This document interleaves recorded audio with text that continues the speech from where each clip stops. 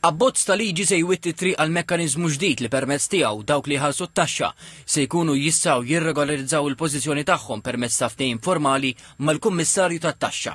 Fi stqarrija l-Gvern qal li l-abbozz li tressaq fil-Parlament jemenda diversi liġijiet dwar it-taxxa bilan li mmodernizza l-qafas ta' infurzar fiskali u jsaħħaħ ir-rispons nazzjonali għall-evażjoni tat-taxxa u r-reati finanzjarji.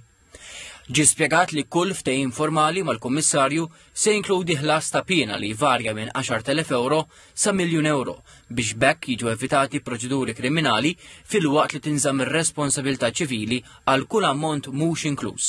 Intqal ukoll li l-mekkaniżmu jissospendi l-perjodu ta' preskrizzjoni matul il-perjodu tan-negozjati u japplika anke f'każijiet fejn hemm proċedimenti kriminali pendenti sakemm ma tkunx ingħatat sentenza finali. L-istess abbozz se jintroduċi l-kunċett legali ta' ksur konness, ksur ta' liġi li twettaq biex jiġi faċilitat ksur ewlieni tal-liġi fiskali, fosthom il-liġijiet tat-taxxa. L-abbozz jipproponi wkoll il-ħolqien ta' żewġ reati kriminali ġodda taħt il-kodiċi kriminali.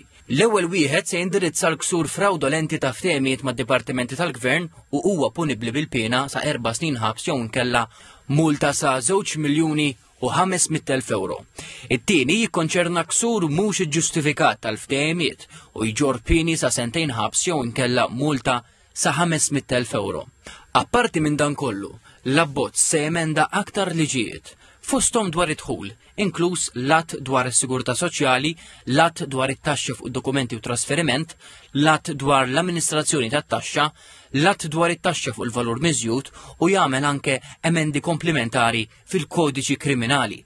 Fi stqarrija, l-Gvern fisser dak propost bħala riflessjoni tal-impenn tal-Gvern għal sistema ta' taxxa ġusta, effiċjenti u moderna billi taqqat il-flessibilità amministrattiva ma' infurzar sod. Temm jgħid li jħares il-qudiem għal dibattitu kostruttiv fil-Parlament u l-approvazzjoni f'waqta ta' din ir-riforma li fisser bħala importanti.